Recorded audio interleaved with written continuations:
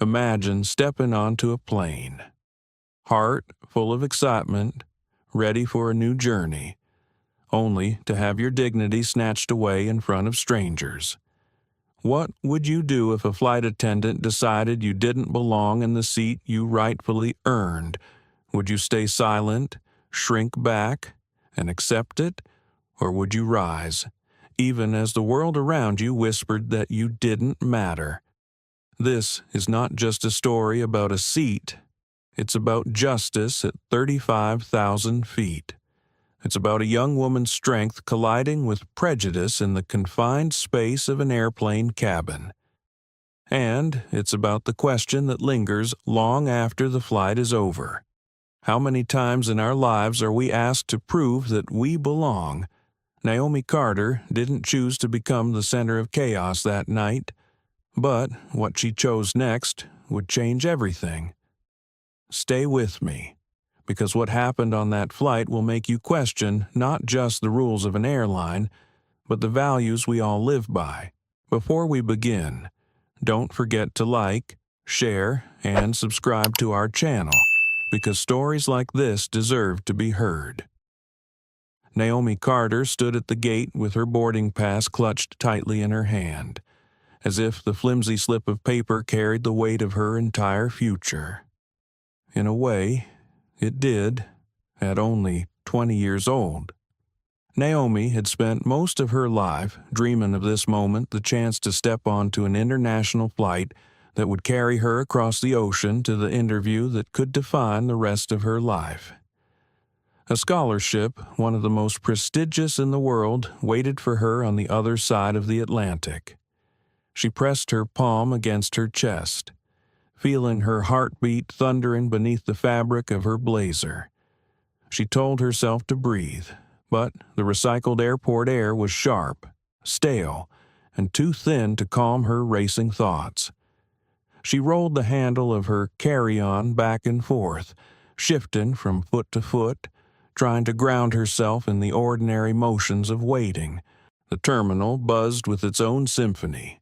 The rolling clatter of suitcases across the polished floor, the disembodied voice of an announcer calling out flight numbers, the laughter of a family nearby.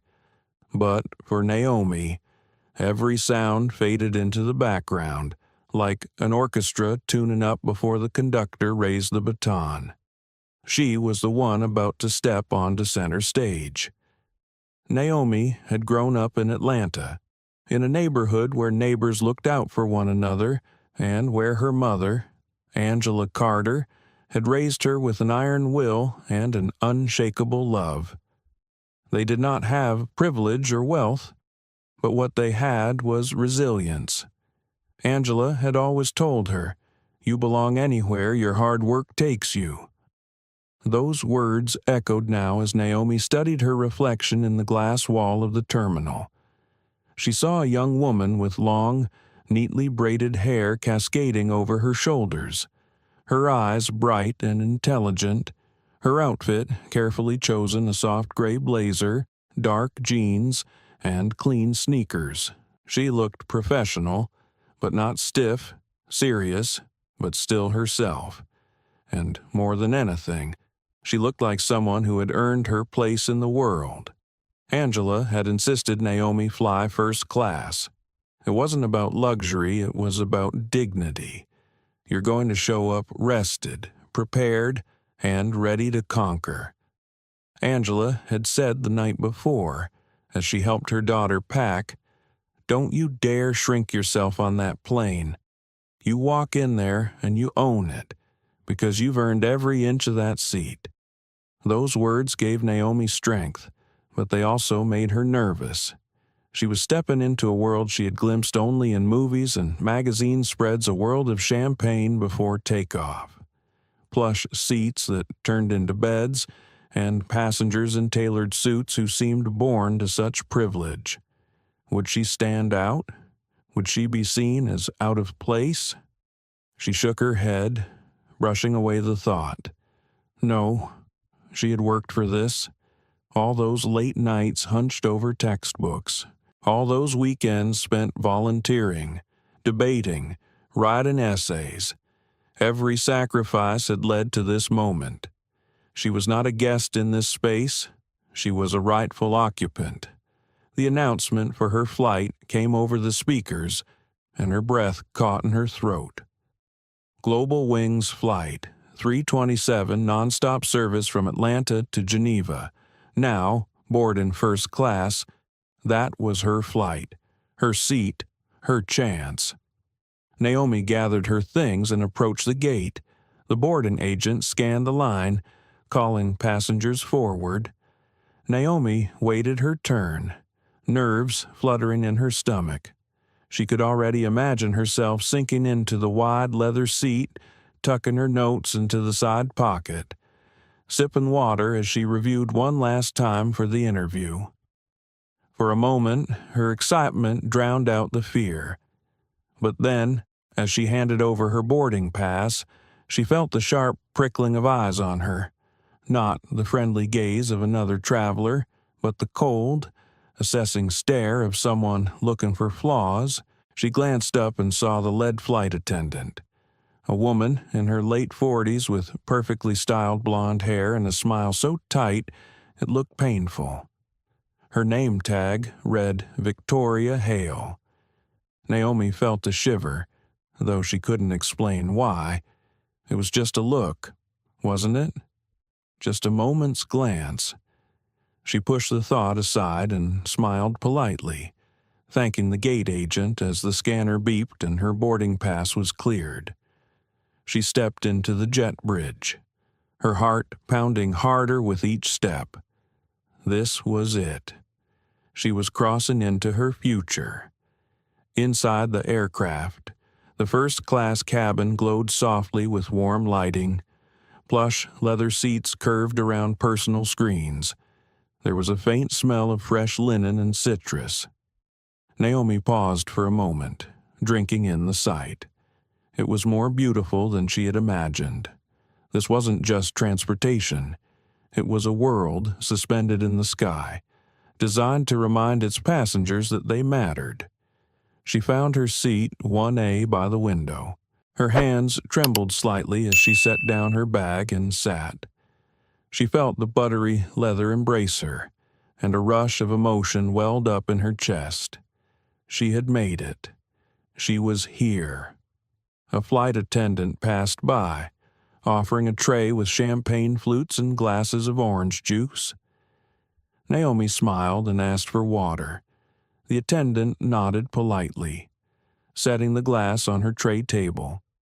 As Naomi sipped, she allowed herself to imagine the moment ahead, stepping into the grand hall in Geneva, shaking hands with the scholarship panel, speaking about her vision for the future. For the first time, she felt like she could truly see it, touch it. She glanced out the window, watching the lights of the airport twinkle against the night. She whispered softly, almost to herself, "I belong here." But beneath that whisper, another thought lingered. She didn't know why, but the way Victoria Hale had looked at her unsettled her. There had been no words exchanged. Yet Naomi sensed something in those eyes not welcome, not warmth, something colder, sharper, like a warning of turbulence ahead. She tried to shake it off, focusing on the steady hum of passengers settling into their seats, the rustle of bags overhead, the low murmur of voices. Still, a knot remained in her stomach, quiet but undeniable. Naomi drew in a deep breath and straightened her shoulders. Whatever waited ahead, she would face it. She had not come this far to be shaken by a glance. The cabin door closed with a soft thud. The plane was sealed, the journey set.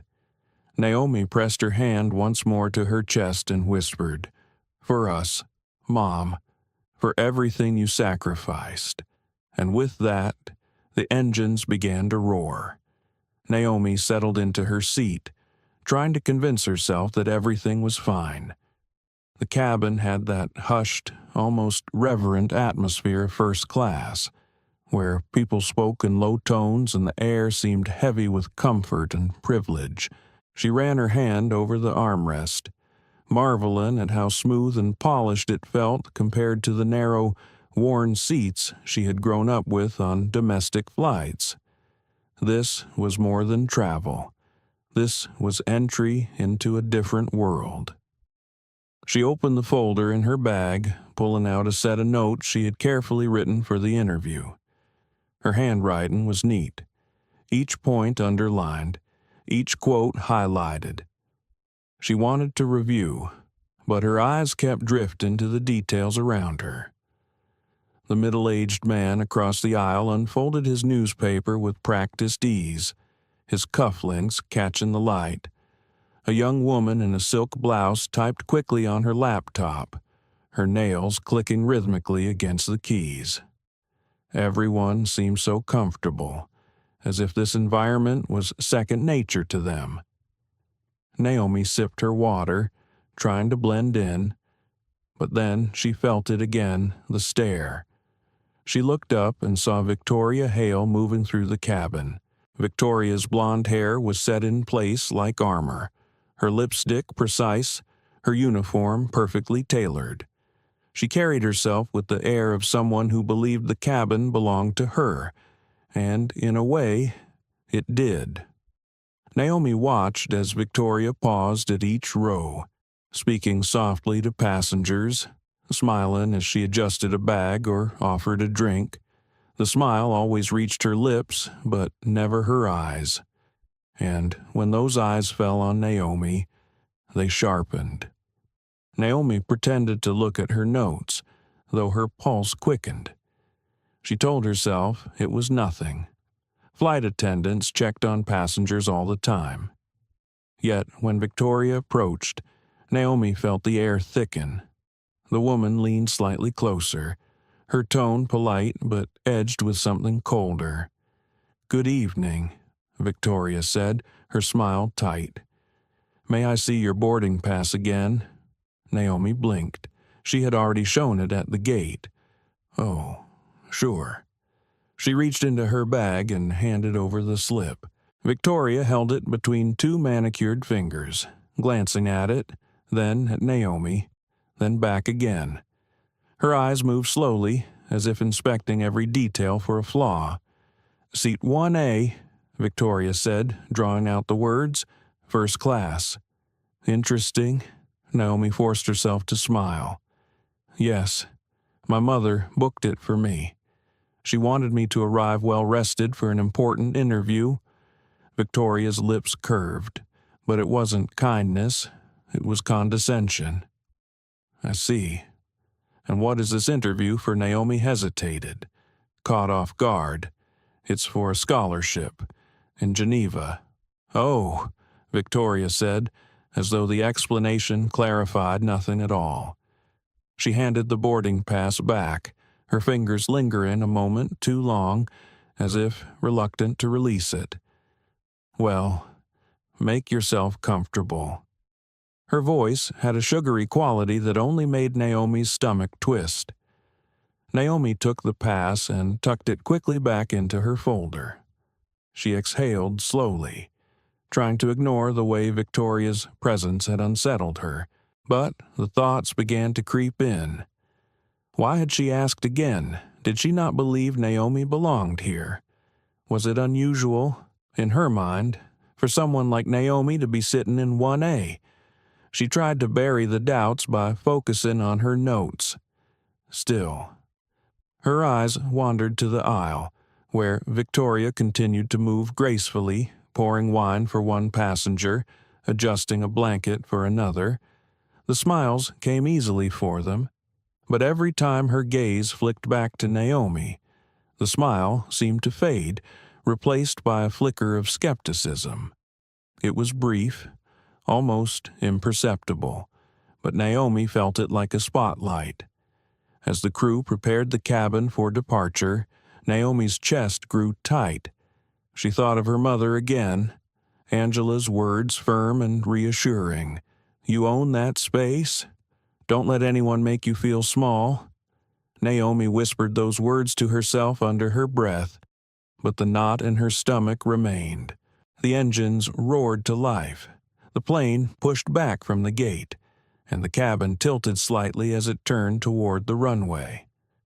Naomi gripped the armrests, trying to let the vibration of the plane steady her nerves. She reminded herself, this was just one woman. One look, one moment. She would not let it define her journey. But then, just as the seatbelt sign illuminated and the plane lifted from the ground, Victoria returned to her row. She crouched slightly so that her eyes were level with Naomi's. "Miss Carter," she said, her voice low but pointed. "I'll need to verify something about your ticket with the purser. Please keep it handy." Naomi blinked. "Is there a problem?" Victoria's smile widened, but it was sharp. "Nothing to worry about, I'm sure. We just like to be thorough." Naomi nodded, though her chest tightened further. She tried to focus on the soft hum of the engines, the lights of the city shrinking below. She tried to remind herself that she had nothing to hide. Her ticket was valid. Her seat was hers, but the unease gnawed at her. Minutes passed, then half an hour. Victoria did not return. Naomi watched the other attendants serve meals, pour wine, laugh softly with passengers. She felt her notes heavy in her lap, untouched. Her water glass stood empty, ignored. She kept replaying the moment in her head the way Victoria had asked. The emphasis on first class, the suspicion in her tone. Naomi folded her notes and slipped them back into her bag. She pressed her palms together, forcing herself to breathe deeply. She had to hold on to herself. She could not spiral into fear. Not here. Not now. But the voice inside whispered cruelly, "What if she tries to take it away from you? What if she thinks you don't belong?" She closed her eyes, remembering a night when she was 15, standing outside a boutique with her mother. The clerk had followed them through the store, her eyes sharp with suspicion. Angela had turned to Naomi and whispered, loud enough for the clerk to hear, "Smile, baby, let her watch. She can't stop us from buying what we came for." They had walked out with their heads high. Naomi had carried that lesson for years. Now, on this plane, thousands of feet above the ground, she tried to summon that same strength. She opened her eyes and straightened her back. Whatever Victoria Hale saw when she looked at her, Naomi knew the truth. She had earned this seat. She had earned this chance. But, deep down, she also knew this was only the beginning. The plane had leveled out at cruising altitude. The seatbelt light turned off with a soft chime, and the attendants began their quiet choreography through the aisles. The cabin was bathed in a dim golden glow, designed to soothe, to make even a 9-hour flight feel gentle. For most of the passengers, it worked. They opened laptops, sipped wine, reclined into plush comfort. But for Naomi Carter, the glow felt like a spotlight, and the quiet hum of the engines only amplified the thudding in her chest. She had tried to bury herself in her notes again, but the words blurred on the page. She kept glancing up, searching the aisle for Victoria Hale. When she finally appeared, walking with that same unyielding poise, Naomi felt her throat tighten. The woman's eyes swept across the cabin, checking seat belts, trays, blankets, and then, inevitably, they stopped on Naomi. Victoria approached with a tray in her hands, offering drinks. When she reached Naomi's row, she set the tray on the edge of the table with a grace that almost looked like care. Almost. But then her voice, low and sharp, cut into Naomi's composure. "Miss Carter," she said, her tone polite enough to deceive the passengers nearby, but heavy with something Naomi felt like a stone in her stomach. "Could you step into the galley with me for a moment? I need to discuss something about your ticket." Naomi froze. Around her, passengers sipped wine and clicked seatbelts as if nothing unusual was happening, but she felt every eye turned toward her, curiosity flickering in their glances. She swallowed, her voice steadier than she felt. "Is there a problem with my ticket?" It was scanned at the gate. Victoria tilted her head, that practiced smile flickering again. "It's just procedure. We've had irregularities before. I'd feel more comfortable confirming the details away from the cabin." Naomi's hands trembled slightly as she slid her notes back into her bag. She rose from her seat, her knees unsteady, and followed Victoria down the narrow aisle. She could feel the stares burning into her back, some curious, some pitying, others simply indifferent. But to Naomi, each gaze was a weight, pressing her down into the carpet. The galley was brightly lit, clinical, the clatter of glasses and trays echoing in the confined space. Victoria turned, holding Naomi's boarding pass between two fingers as though it might crumble. "Where exactly did you get this ticket?" she asked. The question was delivered with a calmness that only heightened its insult. Naomi blinked, stunned by the bluntness. "I told you. My mother purchased it. She wanted me rested for my scholarship interview." Victoria's eyes narrowed. "And what does your mother do?" Naomi's heart pounded. She knew this wasn't a casual question. It was a probe, a search for justification. "She works in media," Naomi answered, her voice clipped. "Media," Victoria repeated slowly, as though the word itself was suspicious. "And she bought you a first-class ticket to Europe." Naomi felt heat rising to her face. She clenched her fists at her sides. "Yes. Is there a reason you're questioning me?" Victoria's smile disappeared. "We've had fraudulent tickets before. People trying to upgrade themselves or use stolen cards. I have to protect this cabin." The words hit Naomi like a slap. Protect this cabin, as if she was a threat, as if her presence in seat 1A was an invasion. She took a sharp breath, forcing herself not to break. "My ticket is valid," she said, her voice low but steady. "It was purchased legally. You saw it scanned."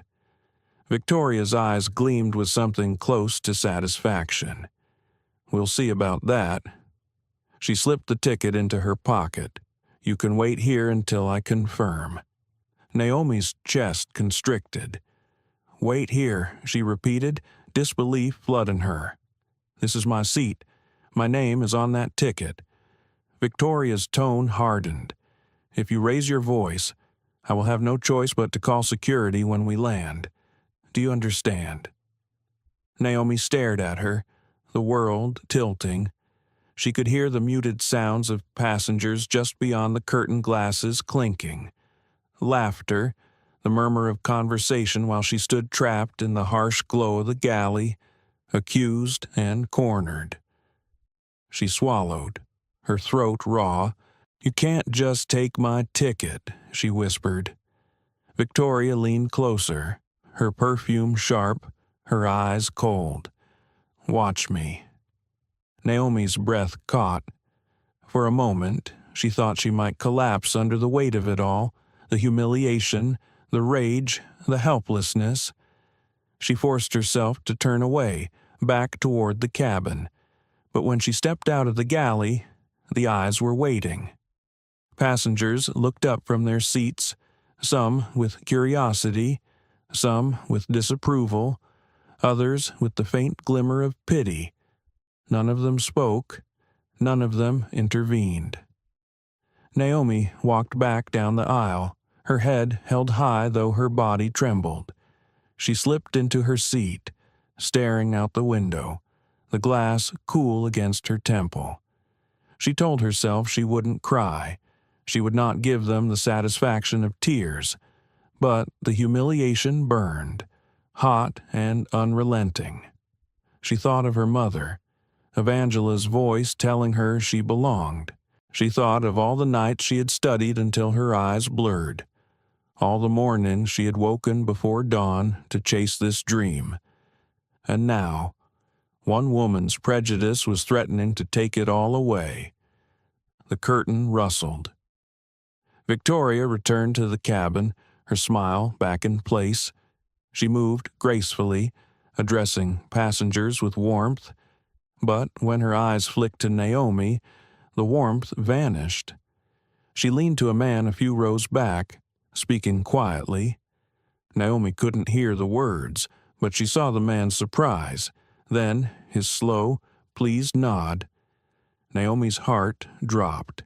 She knew, without hearing, what was happening.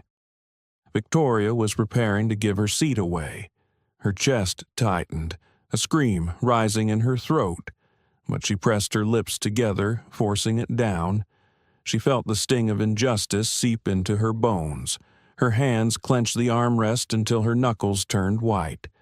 This was more than suspicion now. This was erasure. Victoria had looked at her and decided she did not belong, and the cabin, silent and complicit, seemed to agree. Naomi closed her eyes, forcing air into her lungs. She whispered the words again, the mantra her mother had given her. I belong here. But this time, the words trembled. The humiliation had taken root, and she knew this was only the beginning.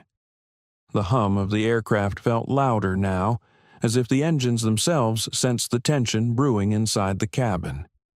Naomi sat stiffly in her seat, staring out the window but not seeing the endless stretch of clouds. Her mind was racing. The humiliation in the galley still clung to her skin, and though she tried to steady her breathing, every inhale caught in her throat. She pressed her fingers into her lap, forcing herself not to tremble. She could feel Victoria Hale's movements without even looking. The woman's presence radiated through the cabin, a sharp contrast to the quiet efficiency of the other attendants. Naomi had the sense of being hunted, of being marked as the one passenger whose legitimacy was under question. And then it happened. Victoria stepped into the aisle, her voice carrying in a way that seemed polite on the surface but deliberately loud enough for the cabin to hear. Miss Carter, she called, pausing beside Naomi's seat. I need to ask you to stand for a moment. Naomi turned, her eyes wide. Stand, why Victoria's smile was thin, her tone laced with false courtesy.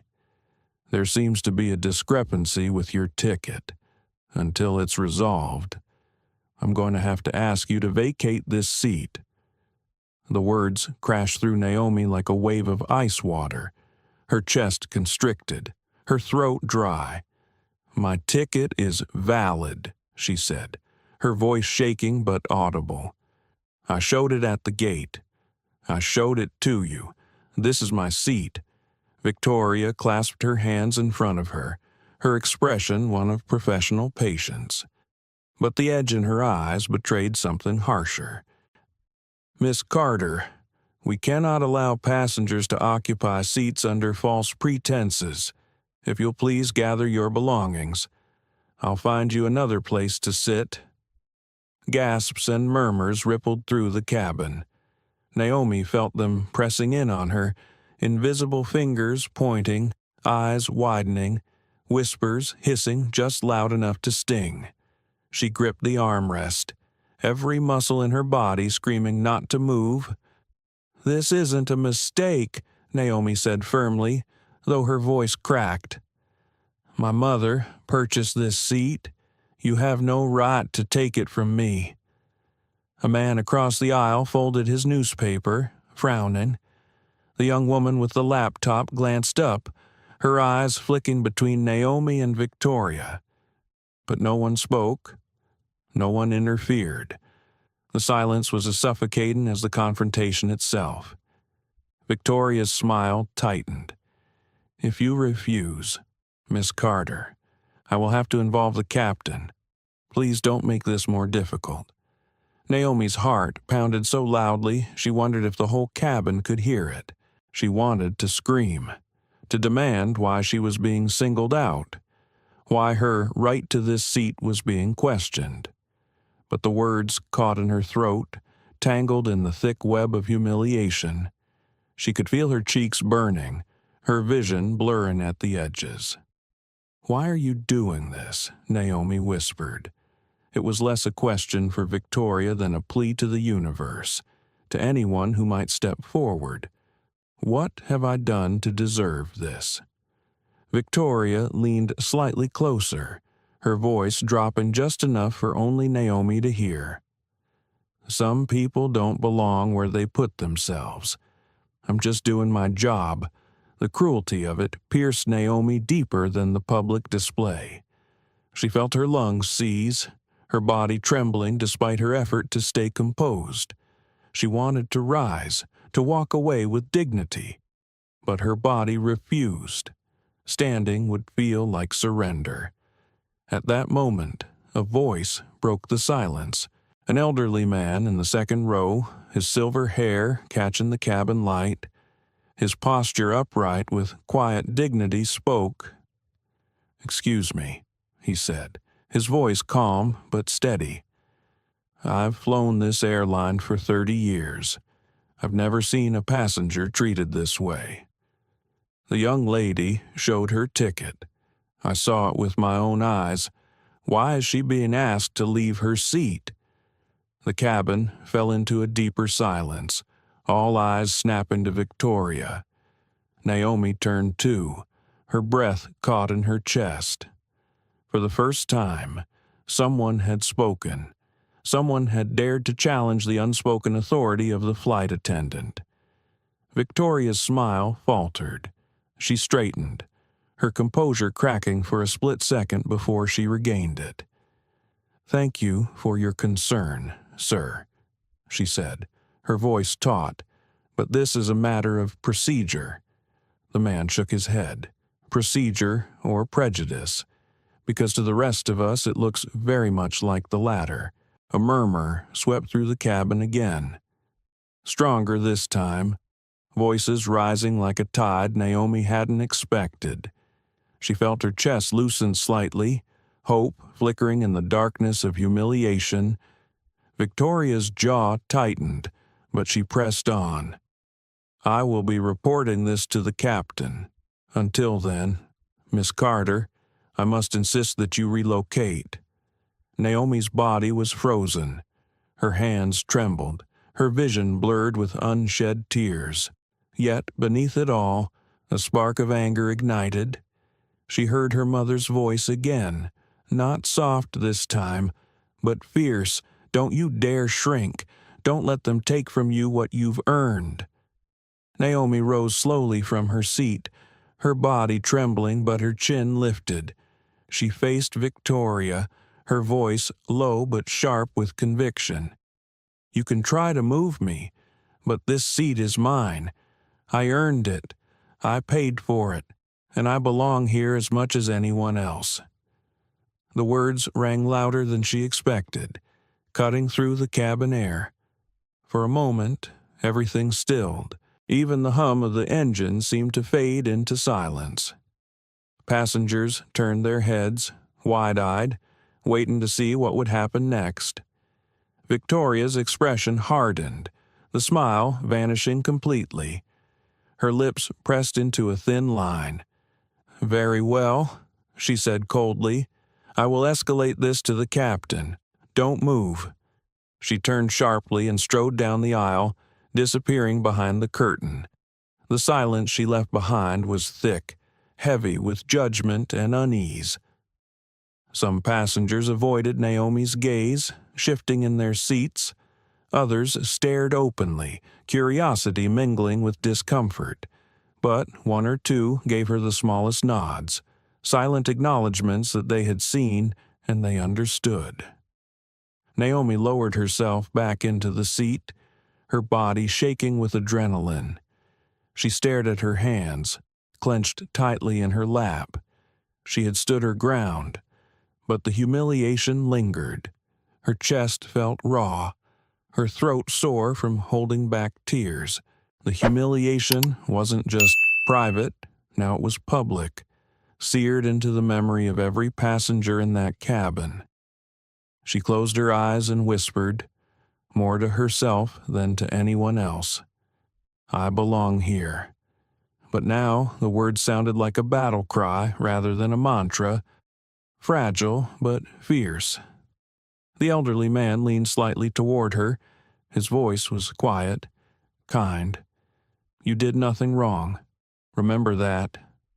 Naomi looked at him, her eyes shining with gratitude. She nodded once, unable to speak.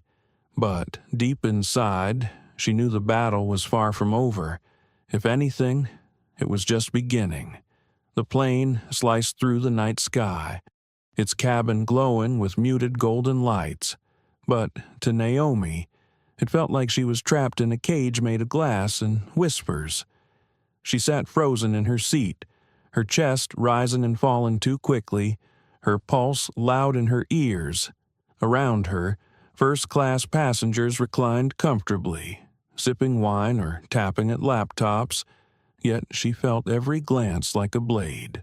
Some were curious, others indifferent, a few sharp with judgment, and each one reminded her that she had been put on display, accused in front of them all. Naomi leaned her head against the cool window, staring at the endless dark beyond the glass. The clouds below looked soft, almost like home could be resting just beneath them. But home felt impossibly far away. She thought of her mother, Angela, and how easily she would have handled this confrontation. Angela never faltered, never let anyone diminish her. Naomi wondered if she'd inherited enough of that strength, or if she was failing under the weight of it. Her throat ached from holding back tears. She whispered to herself again, the mantra that was beginning to feel like both salvation and burden. "I belong here.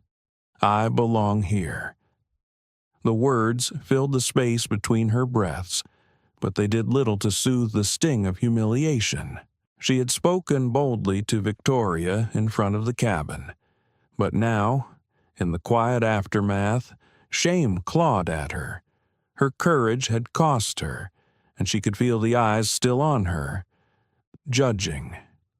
She thought back to her childhood, to moments that felt eerily similar. At 10 years old, she had stood in line for ice cream with her mother.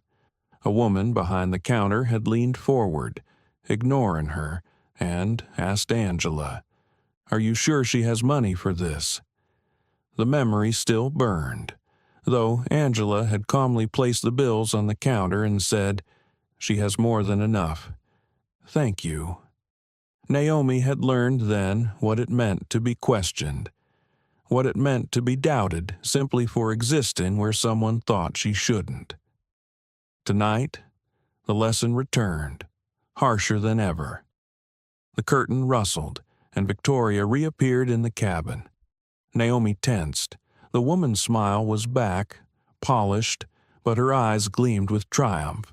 She leaned toward the man a few rows back, Daniel Wright. Naomi overheard someone whisper. He was well-dressed, his tailored suit speaking of wealth, his watch gleaming like a badge of status. Victoria bent close to him, speaking softly, but Naomi caught enough to know, a replacement. He would be taking her seat. Her stomach dropped. The humiliation deepened into despair, pressing down on her chest until breathing felt like drowning. She dug her nails into her palms, fighting the urge to scream. She thought of the scholarship interview, of how much depended on this trip, and the cruel irony of being denied dignity before even reaching her destination. Was this the world reminding her that no matter how hard she worked, no matter how high she reached, she would always be pulled back down? Bennett leaned forward slightly, his voice soft enough that only Naomi could hear. "Don't let her break you," he murmured. His eyes, kind but steady, met hers. "I've seen this before. You're stronger than she knows." Naomi swallowed, her throat raw. She wanted to believe him. She wanted to believe she had the strength to endure this without shattering. But the fight within her was vicious. A voice inside whispered that maybe she should give in. Maybe it wasn't worth the struggle. She could sit quietly in another seat, survive the flight, and still reach Geneva. Wouldn't that be enough? But another voice rose stronger, fiercer. It sounded like Angela's. "Don't let them teach you to shrink. Don't let them teach you to accept less than what you've earned." Naomi pressed her palms to her knees, grounding herself. Her body trembled, but her spirit fought to stay upright. She closed her eyes and tried to imagine her mother's face, the look of determination that never faltered. Angela had always said, "Courage is not the absence of fear, it's standing anyway." She opened her eyes and stared at the empty glass on her table. Her reflection shimmered faintly in the window. Her own eyes wide and tired, but burning with something unyielding. She whispered again, stronger this time, "I belong here." Yet despair was cunning. It returned in waves, pulling her down, whispering that her words meant nothing in the face of power. She watched as Victoria handed Daniel a glass of champagne, her laughter light and false, her body angled toward him like he was royalty.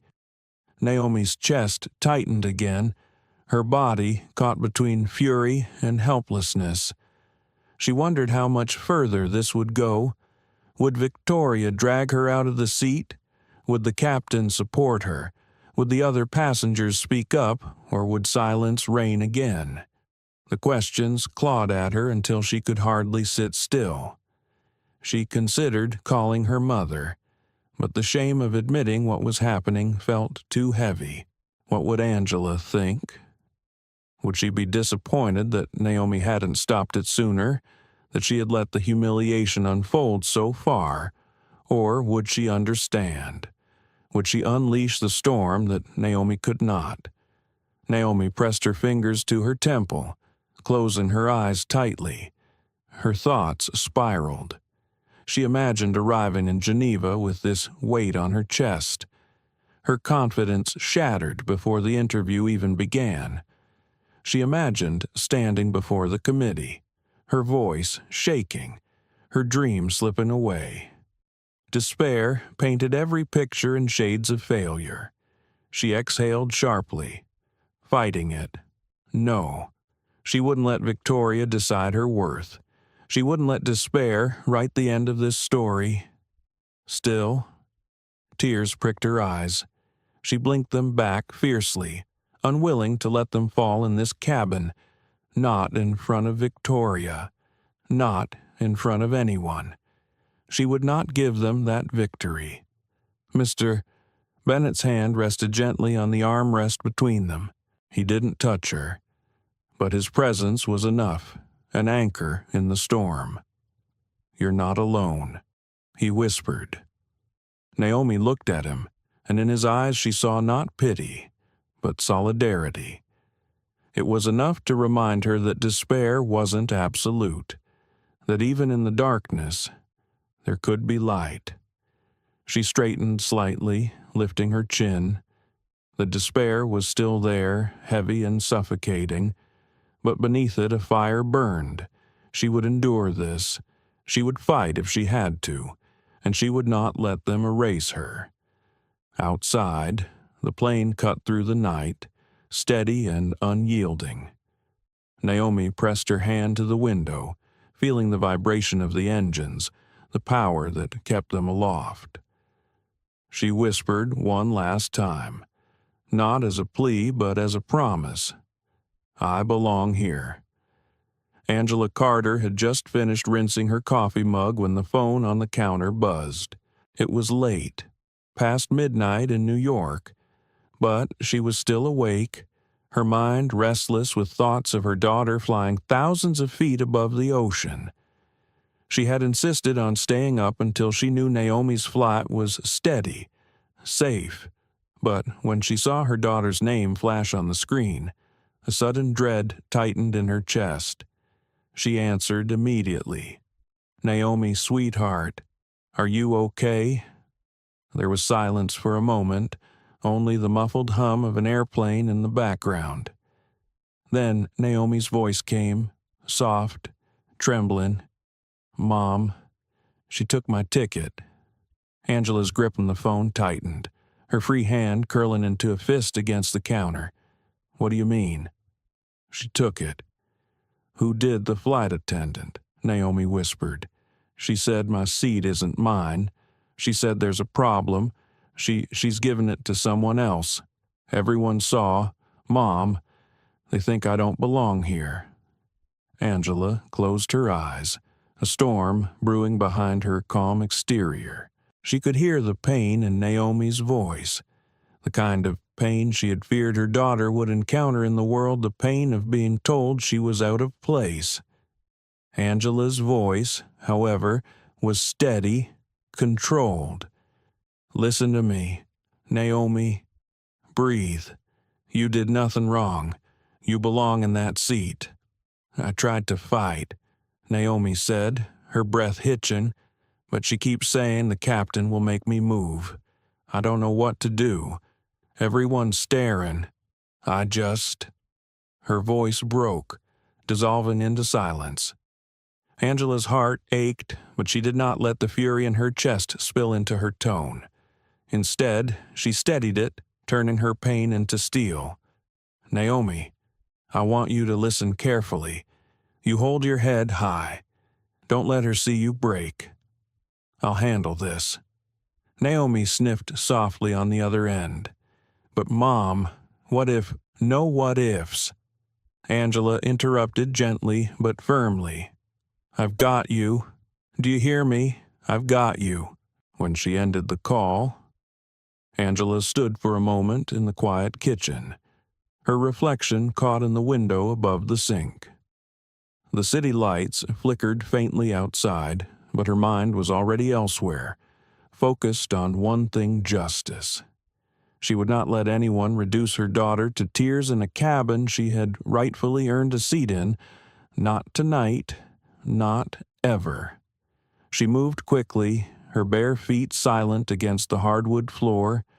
She picked up her second phone, the one she rarely used except for work emergencies, and scrolled to a name she had hoped never to call for personal reasons.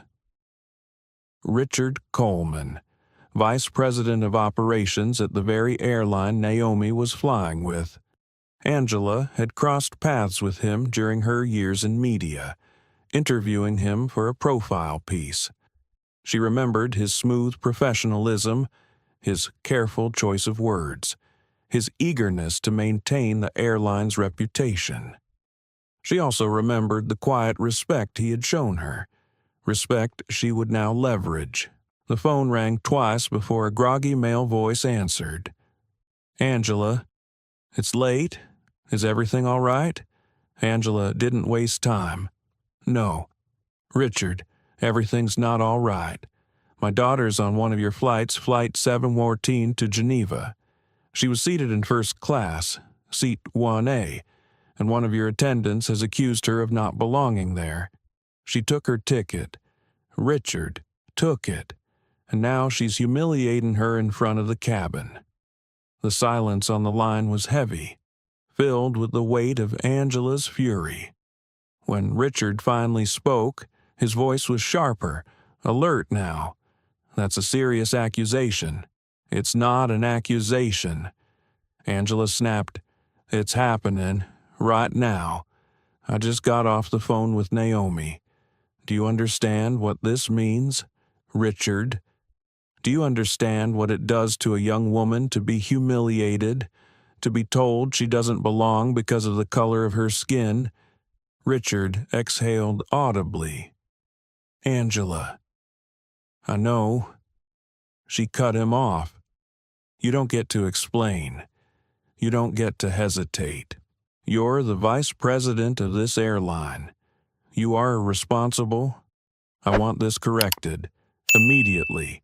Or every contact I've ever made, every platform I have, will hear about it by morning. This isn't just customer service. Richard, this is a matter of dignity. And you know it. Her words were calm, but carried the weight of a hammer. She had spent her life wielding words like weapons when necessary, and tonight, her voice was her daughter's shield.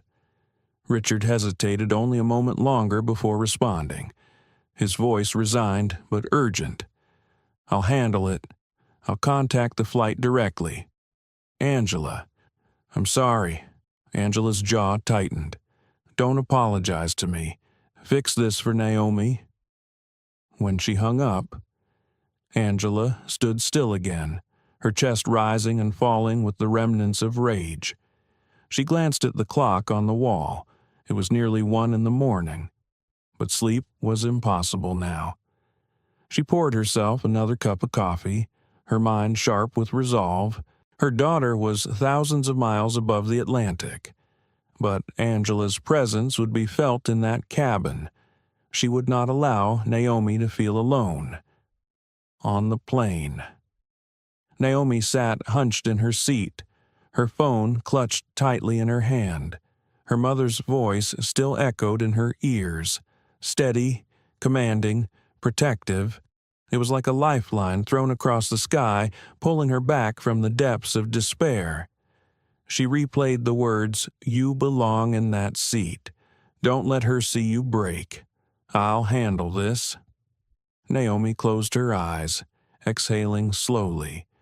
For the first time since the confrontation began, she felt a flicker of relief. Her mother was moving mountains. She knew it.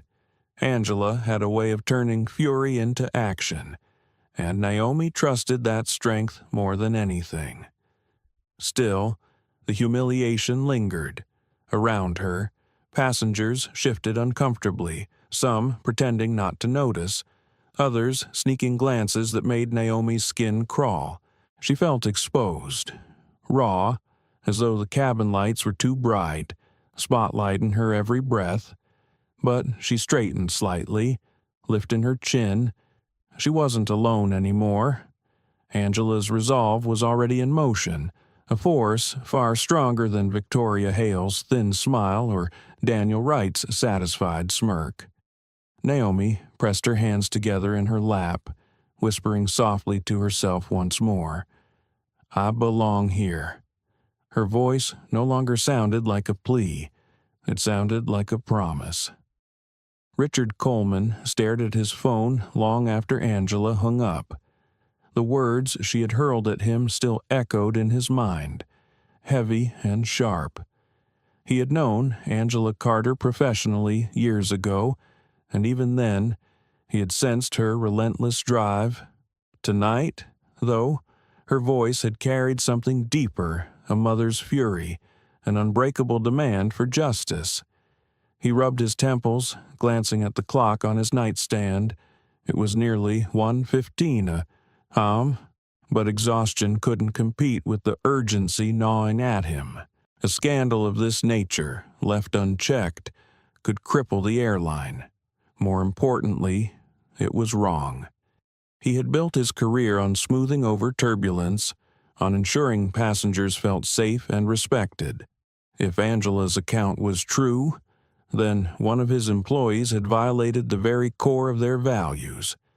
He reached for his laptop, its screen casting a pale glow across the dark room, and began typing furiously. Within minutes, he had pulled up the operations dashboard, locating Flight 713 en route to Geneva. The plane was steady, cruising at 35,000 feet, but Richard's pulse raced as though he were the one navigating storm clouds. He picked up his phone again, dialing a secure internal line. It rang once before a crisp voice answered. "This is Control. It's Coleman," he said quickly. "Patch me through to the flight's captain. Now." There was a brief pause. "Yes, sir. Stand by." Richard drummed his fingers against the desk as static filled the line. Finally, a calm, baritone voice came through. "This is Captain Reynolds. Captain, this is Richard Coleman, VP of Operations. I've just been made aware of a serious issue on your flight. A passenger in first-class seat 1A has been harassed and displaced by your lead attendant. Do you have knowledge of this?" The captain hesitated. "Mr. Coleman, I've received a report of a ticket discrepancy from Ms. Hale, our lead flight attendant. She claims the passenger in 1A cannot produce a valid document." Richard felt his jaw tighten. "That passenger has a valid ticket. I want it clearly understood under no circumstances is she to be removed from her seat. Do you copy that, Captain?" "Yes, sir," the captain replied, his voice careful now. "I'll address the matter immediately." "Good," Richard said, "and make a note of this. Any further harassment by Ms. Hale will be grounds for disciplinary action pending investigation. Am I clear?" "Crystal clear, sir." Richard ended the call, exhaling heavily. For a moment, he allowed himself to lean back, staring at the ceiling. But this was only the first step. Angela Carter would not settle for half measures, and neither would he. He opened another line, this time to Sophia Ramirez, the airport manager in Geneva. She answered on the second ring, her voice groggy but alert. "Sophia here.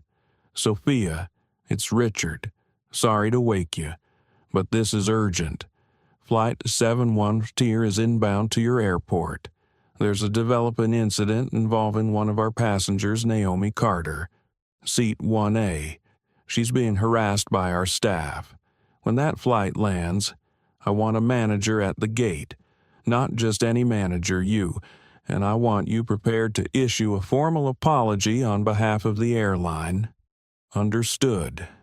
Sophia sat up straighter in her bed, her voice sharpening. "Understood. I'll be there myself. Should I prepare suspension papers?" "Don't wait," Richard said. "By the time that plane lands, the paperwork will already be on your desk." When he ended the call, Richard finally allowed himself to breathe. He had set the wheels in motion.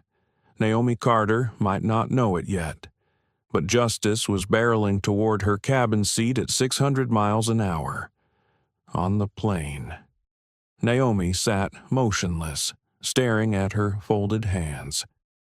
Victoria Hale moved briskly up and down the aisle, her smile still fixed, though her eyes darted more than before. Something in her demeanor had shifted, an unease she tried to mask but couldn't quite conceal. Naomi noticed it, though she didn't understand why. Mr.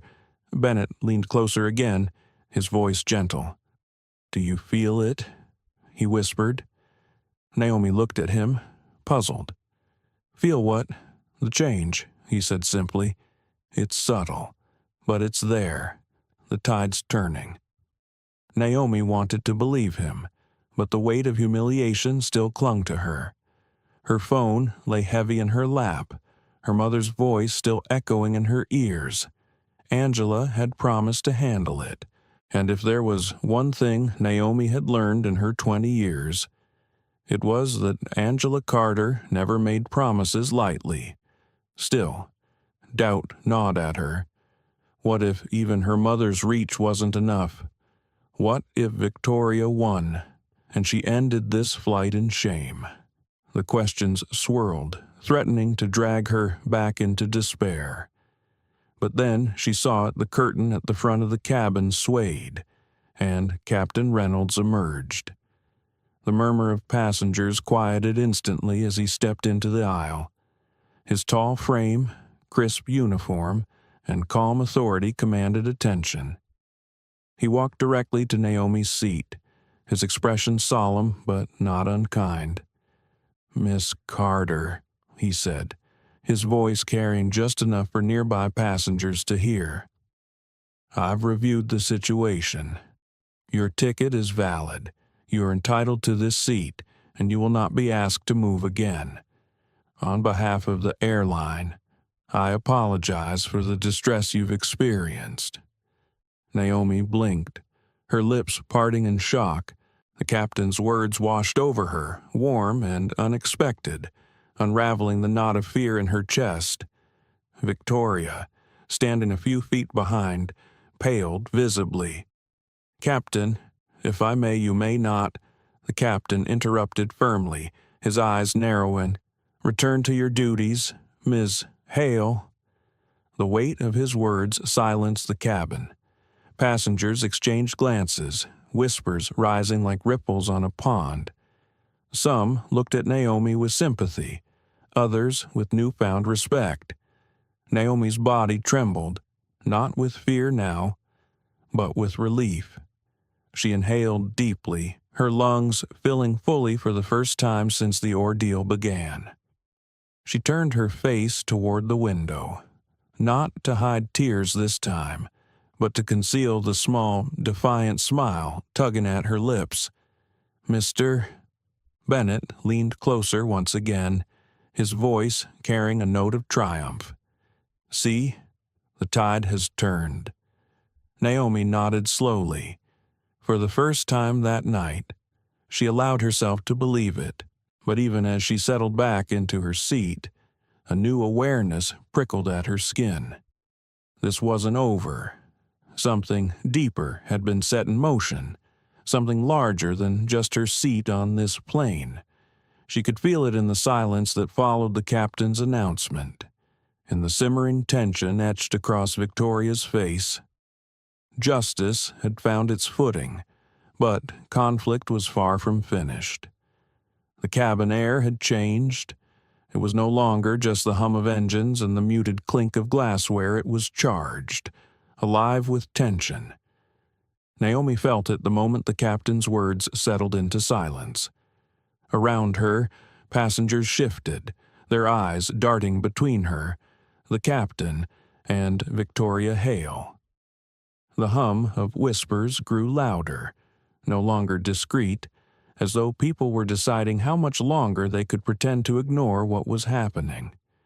Naomi sat straighter, her hands folded tightly in her lap. Relief had washed through her when the captain had confirmed her right to the seat. But it was quickly followed by the uncomfortable reality that she was still the center of unwanted attention. She could feel the heat of it pressing against her skin judgment, curiosity, sympathy. Some gazes softened, while others hardened, their sharp edges cutting at her dignity.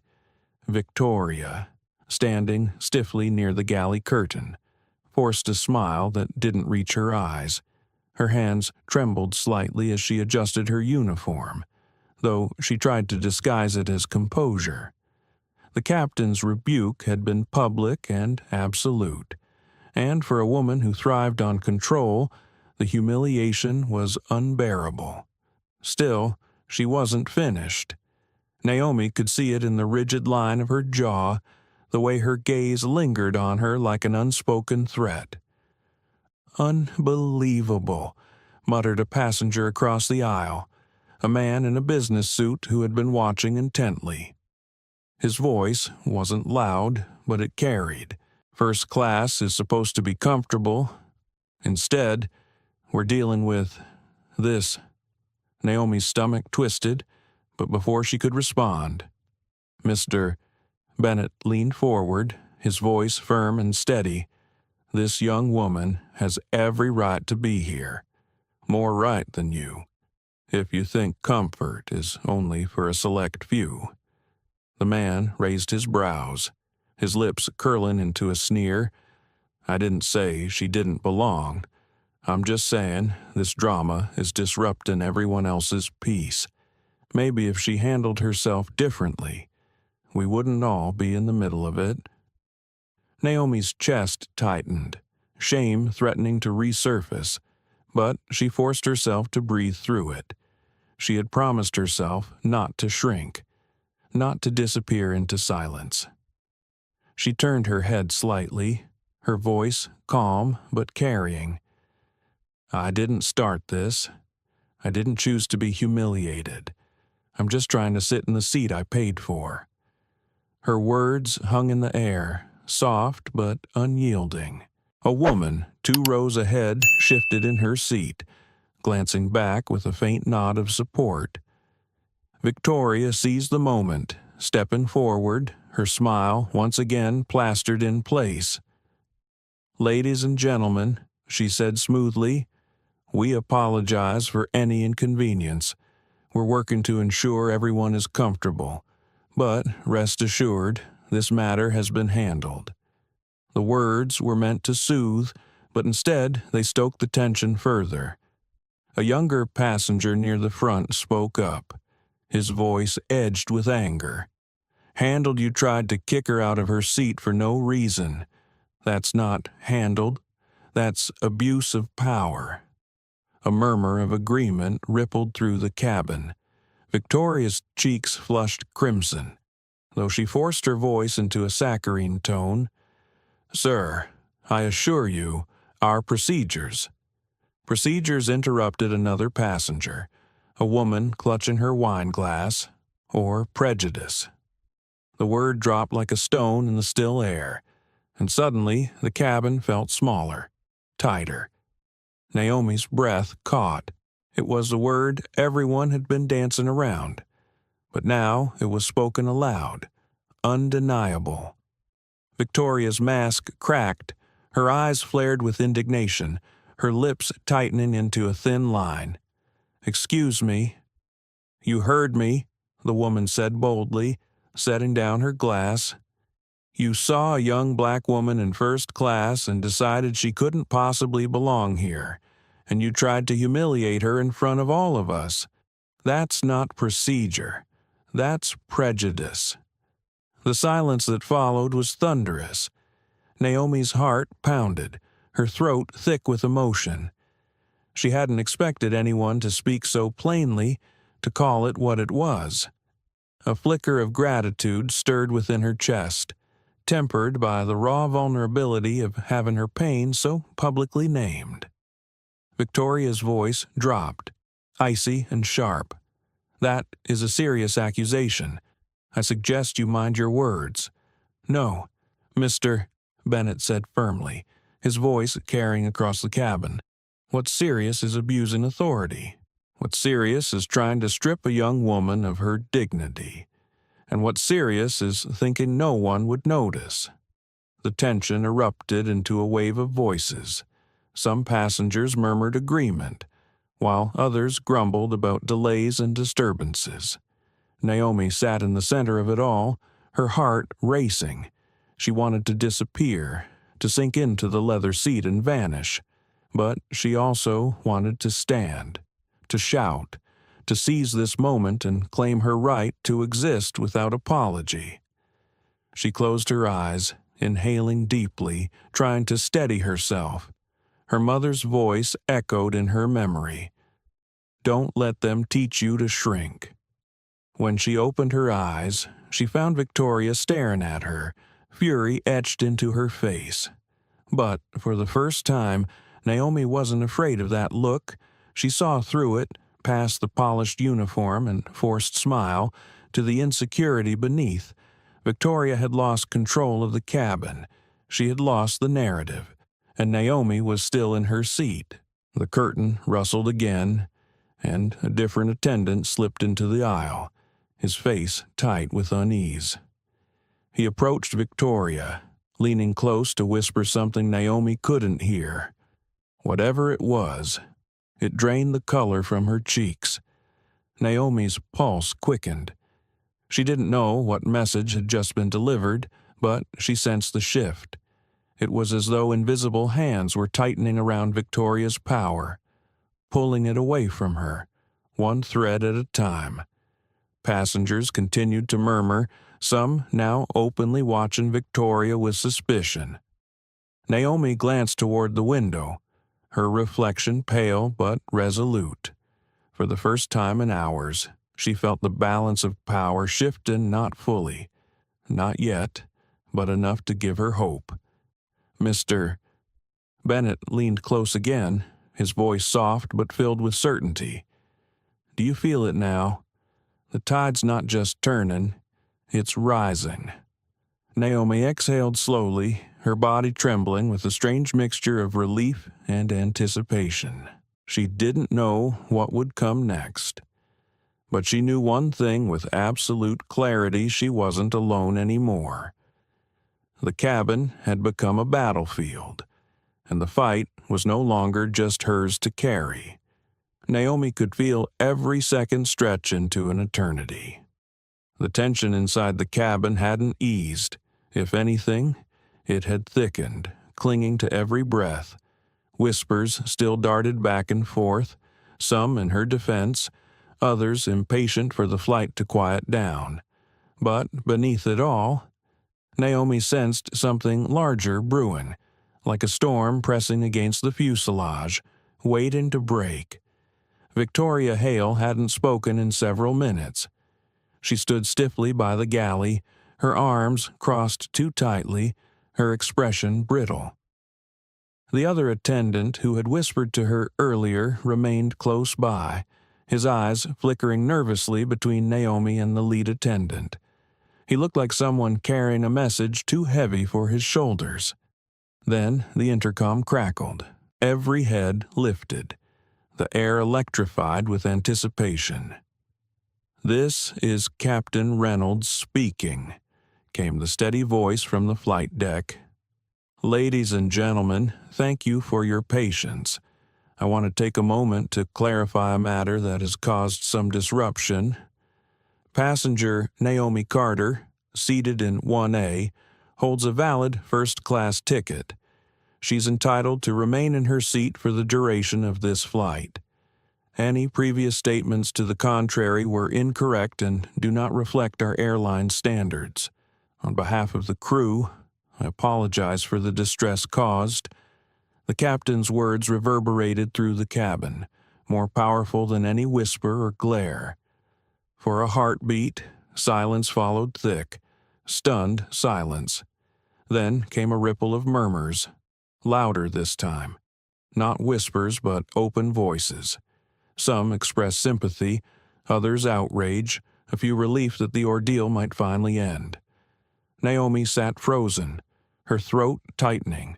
The validation she had longed for, the acknowledgement that she belonged, that she had been wronged, was finally spoken aloud, and yet it felt almost surreal. Her chest trembled as she drew in a shaky breath. Tears pricked her eyes, not from weakness but from the weight of release. Beside her, Mr. Bennett smiled warmly. "Justice," he murmured, as though naming a long-lost friend who had finally arrived. But the moment of relief was not shared by everyone. Victoria's face had drained of color, her lips pressed into a razor-thin line. For a woman who had built her authority on unshakable control, the captain's announcement was nothing short of public defeat. The younger attendant stepped forward, his voice low but firm. "Ms. Hale, the ground manager has patched through. They want to speak with you. Now." Naomi blinked, startled. The ground manager. That meant someone on the ground was watching, listening, intervening in real time. Her heart thudded as the attendant handed Victoria a headset. Victoria hesitated, her fingers twitching as though the device burned her skin. Slowly, she placed it over her ears, her voice barely audible as she muttered a greeting. Naomi couldn't hear the other side of the conversation, but she could see the effect, the stiffening of Victoria's spine, the tremor in her hand, the way her forced smile collapsed entirely. Passengers openly watched now, no longer pretending indifference. The performance was over. The mask had shattered. Whatever words came through that headset, they carved into Victoria's composure, stripping her down in front of everyone. Finally, she removed the headset, her hand trembling. She opened her mouth to speak but closed it again, her eyes darting toward the floor. The other attendant stepped forward, his voice clear enough for the cabin to hear. Effective immediately. Ms. Hale is relieved of her duties for the remainder of this flight. Gasps swept through the aisle. A woman a few rows ahead whispered, "They suspended her." Right here. Naomi's breath caught, her heart hammering. She hadn't expected this, hadn't dared to imagine consequences unfolding in real time, mid-air, in front of every witness. Victoria stood frozen, her face pale and stricken. For a moment, she looked less like the commanding figure who had humiliated Naomi and more like someone suddenly small, cornered. She glanced around the cabin, as though searching for an ally, but found only wary stares. "Please, return to the galley," the younger attendant said firmly. His tone carried no malice, only the authority of someone following direct orders. Victoria's heels clicked softly against the aisle as she retreated, her once confident stride reduced to something stiff and brittle. The curtain swayed behind her, closing with a finality that seemed to echo through the cabin. Naomi sat in stunned silence, her pulse racing. She had fought to hold her dignity, to survive humiliation without crumbling. Now, watching the woman who had tormented her face such public consequences, she didn't feel triumph so much as disbelief. It was overwhelming, almost too much to process in the tight confines of the seat. Her phone buzzed softly in her lap. She glanced down and saw her mother's name flashing. Her hands shook as she answered. Naomi Angela's voice was steady, strong. They suspended her." "Mom," Naomi whispered, her throat thick, "right here, on the plane." Angela exhaled sharply, the sound edged with satisfaction. "Good. That's what happens when people forget that dignity isn't theirs to take." "Are you okay?" Naomi swallowed hard, blinking back tears. "I think so. It's just a lot." Angela's voice softened. "I know, baby, but you're stronger than this moment, stronger than what they tried to make you feel. Hold on a little longer. When you land, there will be people waiting to make this right." Naomi closed her eyes, pressing the phone closer to her ear, soaking in her mother's steadiness like oxygen. "I love you too," Angela replied firmly, "and I'm proud of you." When Naomi ended the call, she sat in silence, the hum of the engines filling her ears. The atmosphere in the cabin had shifted again, not gone quiet, not entirely but transformed. Passengers spoke more freely now, their voices weaving a tapestry of reactions.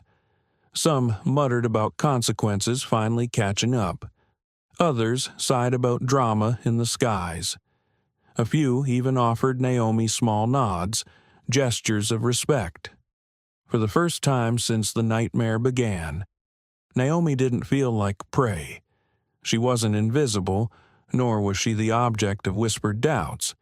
She was simply a passenger again, seated in 1A, on her way to a future she refused to surrender. "Mr. Bennett leaned closer, his eyes kind. "Justice descended tonight," he said softly. "Not perfect, not complete, but enough to remind us it's still possible." Naomi's throat tightened, but she managed a small, grateful smile.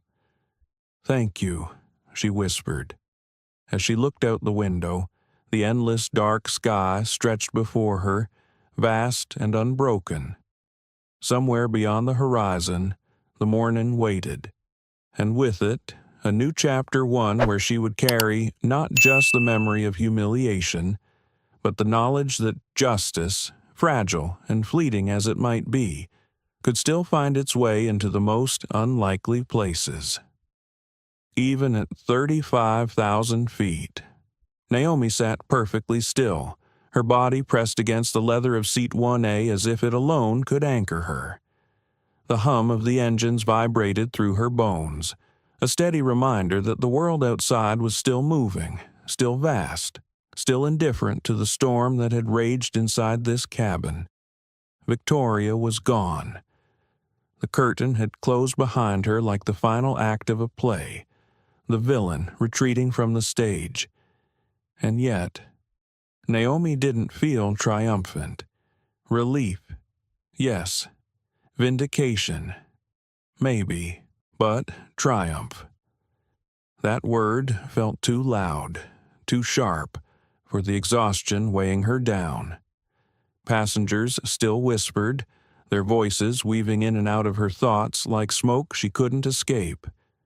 Some were on her side, she could feel it in the glances of quiet support, the sympathetic nods. But others weren't. She caught the stiff posture of the businessman across the aisle, his expression sour, as though her ordeal had been nothing more than an inconvenience to his comfort. She noticed the woman who sighed loudly, muttering about people making everything about race. Their words didn't land softly. They pierced. They reminded Naomi that while Victoria's authority had been stripped, the prejudice fueling her actions didn't vanish with her suspension. It lingered, quiet, unrepentant, in the minds of those who thought Naomi's pain was drama. She clenched her hands in her lap, her nails pressing crescents into her palms.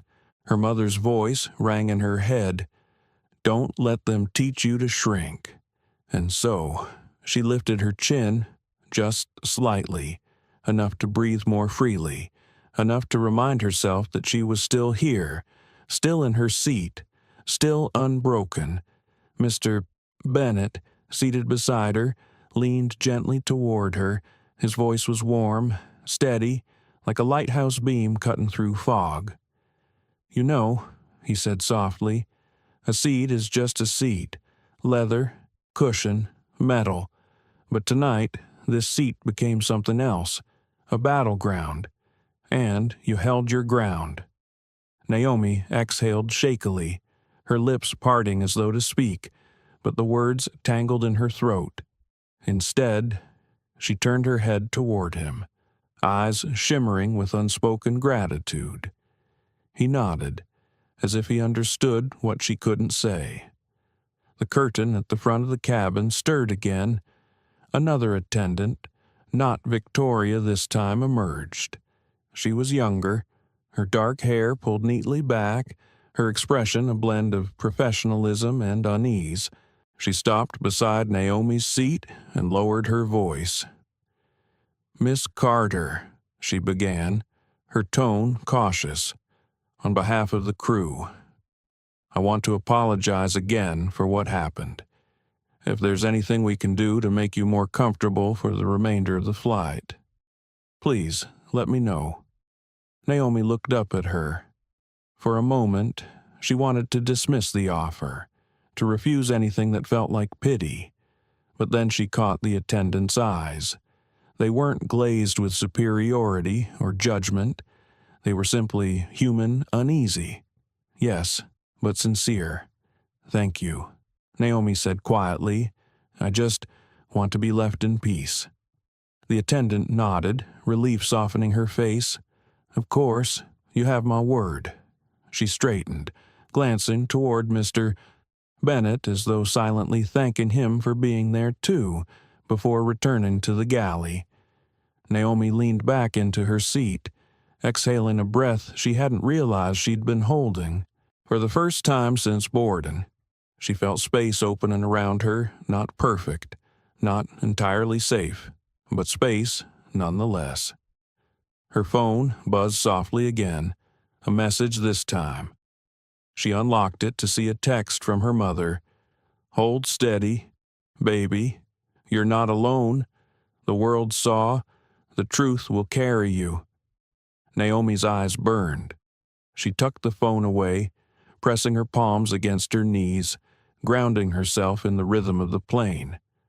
The businessman across the aisle shifted, finally speaking again, his tone clipped. "You should know. This has set the whole cabin back. People just want peace when they fly." Naomi's pulse quickened, her body tensing.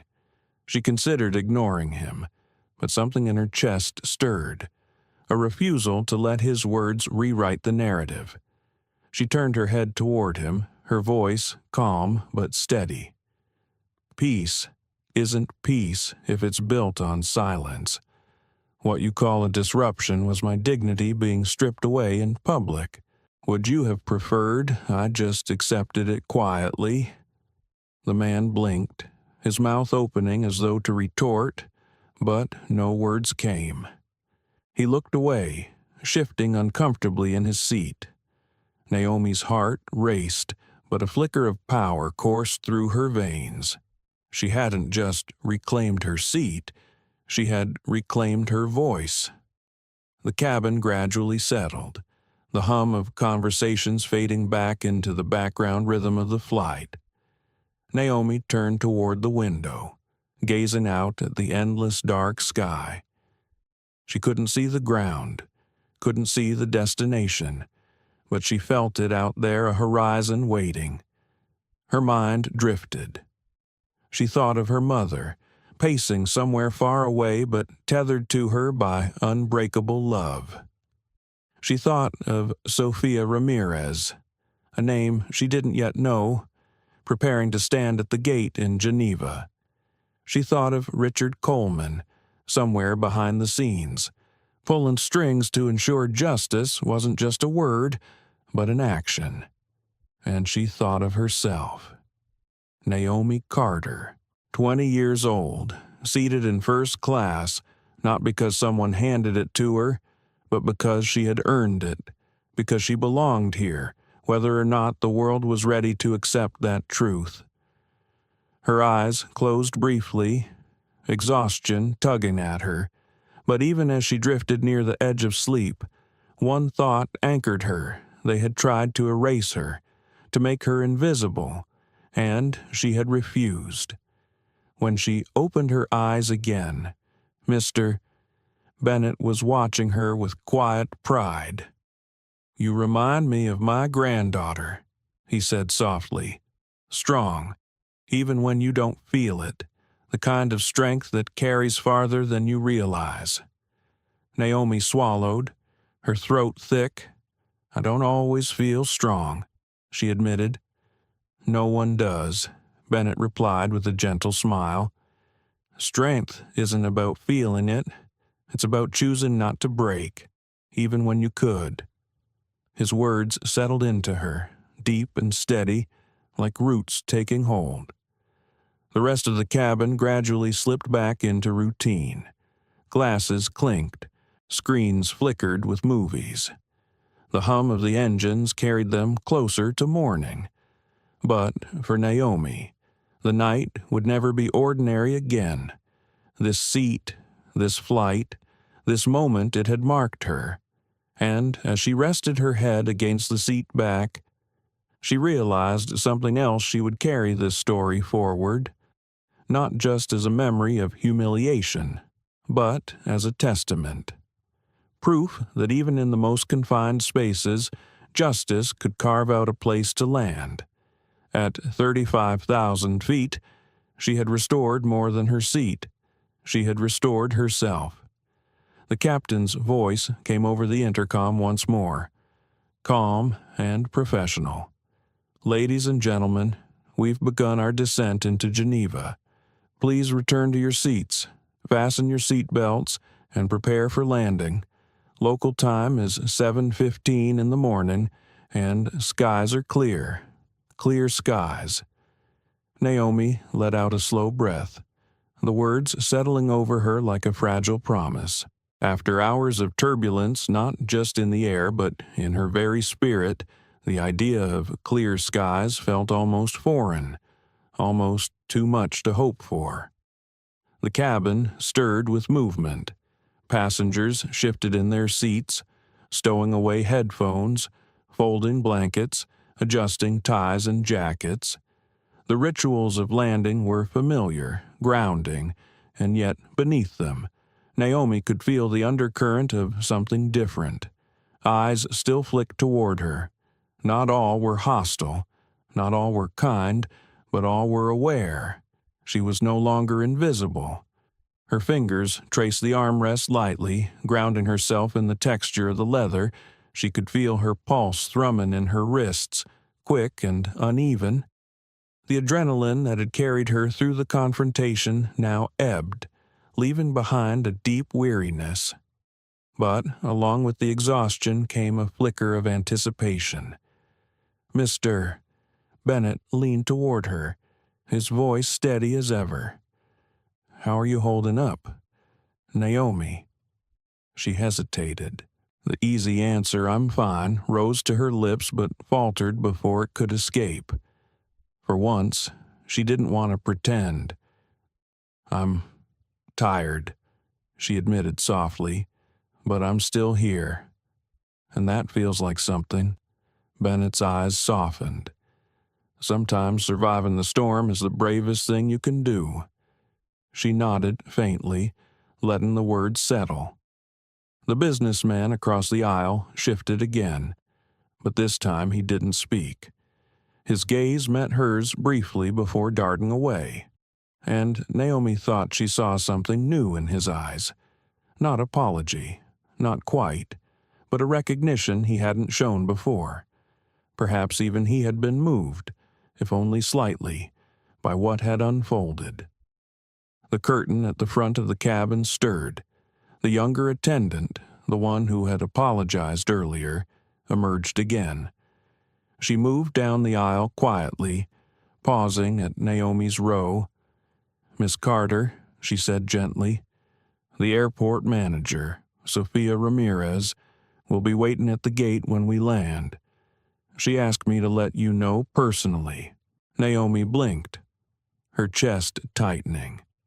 "She'll be there for me." The attendant nodded, her expression earnest. "Yes, she wants to make sure you're taken care of, and that this doesn't happen again." For a moment, Naomi couldn't speak. The weight of everything, the humiliation, the whispers, the captain's announcement. Victoria's suspension crashed against the thought of someone waiting for her on the ground, not to strip her dignity but to affirm it. Her eyes stung, but she blinked the tears back. "Thank you," she whispered. The attendant gave her a faint smile before moving on. Naomi turned back to the window. Far below, the faint outline of mountains appeared, their snowy peaks bathed in early morning light. The horizon glowed with the soft warmth of dawn. It looked peaceful, untouched by the turmoil of the night. Her phone buzzed again, a new message from her mother. "Almost there, baby. Remember who you are. Walk off that plane with your head high." Naomi's throat tightened. She typed back quickly, "She's gone." They suspended her mid-flight. "Mr. Bennett's been with me the whole time. I'll see Sophia soon," almost immediately. Her mother replied, "I knew you'd rise above. I'm proud of you. Always." The engines hummed louder as the plane dipped lower. Naomi pressed her palm against the window, feeling the cool glass against her skin. She thought about how this flight had begun with nothing more than excitement for the journey, for the conference in Geneva, for the chance to prove herself academically. She had boarded with hope. That hope had been bruised, nearly crushed, but it hadn't died. She remembered the moment Victoria had stood above her, trying to erase her presence. The moment her voice had nearly cracked under humiliation, and the moment she had found the strength to stay seated, to say the words, "I belong here." She belonged. "Mr. Bennett broke the silence softly. "When you step off this plane, Naomi, remember this: the world will try again and again to tell you who you are not. Don't let them. You get to decide that." Her chest tightened, a tear slipping down her cheek before she could stop it. She wiped it quickly, embarrassed, but Bennett only smiled kindly. "You remind me of my daughter," he said gently. "She fought her battles too, different ones, but battles all the same. Sometimes I think the world is held together by women like you quietly refusing to yield." Naomi didn't know how to respond, so she simply nodded, letting the truth of his words wash over her. The seatbelt sign chimed. The plane shuddered softly as the landing gear unfolded beneath them. Passengers straightened, fastening belts, bracing for descent. Naomi's hands tightened against the armrest, her body tensing instinctively. The city of Geneva spread beneath them now, clusters of buildings and winding roads glittering in the morning sun. The plane tilted slightly, lining itself with the runway. Naomi's breath quickened, her chest rising and falling in uneven rhythm. She had faced so much in the air, what awaited her on the ground felt just as daunting. The wheels struck the runway with a jolt, the cabin shaking with the force of contact. Naomi's stomach lurched, but she steadied herself, gripping the seat until the plane slowed. Applause broke out from a few passengers accustomed on some flights, but it sounded half-hearted, distracted, as though everyone knew the true drama of the night had already played out long before landing. As the plane taxied, Naomi's heart raced. She thought of Victoria, hidden behind the curtain, stripped of her authority but still present. She thought of Sophia Ramirez, waiting just beyond the jet bridge. She thought of the strangers who had witnessed everything, some supportive, some complicit in their silence. And she thought of herself, still trembling but unbroken. The intercom chimed again. "Welcome to Geneva," the captain announced. "On behalf of the crew, we thank you for flying with us. Please remain seated until the aircraft has come to a complete stop." The cabin filled with the familiar rustle of movement seat belts unfastening, bags pulled from overhead bins. But Naomi stayed seated, her body still, her eyes fixed on the aisle ahead. This wasn't just the end of a flight. It was the beginning of something larger, a reckoning, a truth that couldn't be hidden behind polite smiles or closed curtains. As the plane rolled to a stop, Naomi inhaled deeply, steadying herself for what came next. She could almost hear her mother's voice again. "Walk off that plane with your head high." She was ready. The chime sounded, signaling the end of the journey. Passengers stood, stretching, reaching for their bags, their conversations muted under the hum of the engines winding down. The cabin smelled faintly of coffee and tiredness, that familiar post-flight haze. Yet for Naomi, this wasn't the ordinary shuffle of travelers eager to disembark. This was a threshold. Her heart beat fast, not with fear anymore, but with anticipation. She smoothed the fabric of her sweater, her fingers trembling slightly. She thought of her mother's last message. "Walk off that plane with your head high." That phrase had become a compass. The aisle clogged quickly, passengers nudging their way forward. Naomi remained seated, waiting, unwilling to be jostled among the impatient. She wanted her exit to mean something. She wanted it to be hers. "Mr." Bennett noticed and gave her a nod, as though to say, "Take your time. You've earned it." When the row ahead finally cleared, Naomi rose. The leather seat sighed as she left it, her legs stiff but steady. She adjusted the strap of her bag and stepped into the aisle. A few passengers glanced her way. Some smiled, tentative but kind. Others quickly looked away, unwilling to hold her gaze, but no one spoke. As she moved toward the front, she caught sight of the curtain. It was still drawn tight across the galley, hiding Victoria Hale from view. Naomi paused briefly. A storm of emotions, surging anger, sadness, even a sliver of pity. But she didn't stop.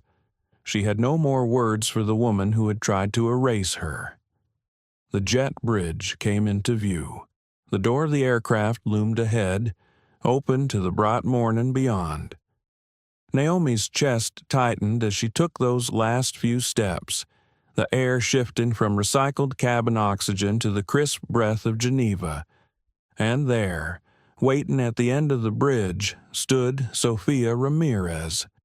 She was a woman in her 40s, dressed in a tailored navy suit, her posture upright but her expression warm.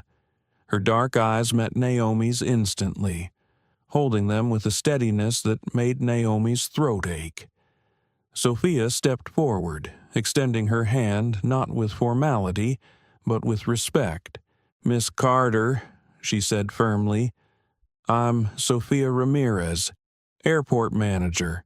I'm here for you." Naomi blinked rapidly, gripping Sophia's hand. The strength in that handshake felt like an anchor, pulling her out of the haze of humiliation into something solid, something real. "Thank you," Naomi whispered. Sophia's voice lowered, gentle but resolute. "I want you to know what happened on that flight was unacceptable. It does not reflect who we are, and it will not go unanswered." Naomi's chest tightened. She wanted to collapse into those words to let them carry her weight, but she stood tall instead. I didn't want to be erased," she said softly. Sophia's eyes softened.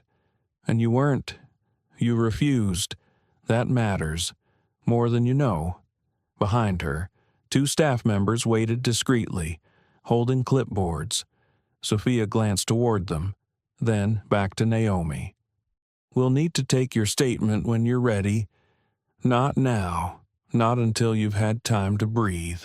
For now, I just want you to know you're safe. You're seen." The words cracked something open inside Naomi. Safe, seen. She swallowed hard, forcing down the tears threatening to rise. Her phone buzzed in her pocket. She glanced down another message from her mother. "I'm with you, even here. Call me when you can." Naomi typed back quickly, "I'm off the plane. Sophia's here. I'm okay." She slipped the phone away, then looked around. Other passengers streamed past, their eyes flicking between her and Sophia. Some walked faster, eager to escape the scene. Others lingered, clearly curious. One young woman even offered Naomi a faint, supportive smile as she passed. Mr. Bennett emerged last, his steps slow but steady. He paused beside Naomi, resting a hand gently on her shoulder. "Take care, young lady," he said warmly. "You've shown more strength tonight than some people muster in a lifetime." Naomi's throat thickened. "Thank you for staying by me." He gave her a small nod before continuing on, disappearing into the crowd. Sophia placed a hand lightly on Naomi's back. "Come, let's step aside from the flow of passengers. You deserve a moment without eyes on you."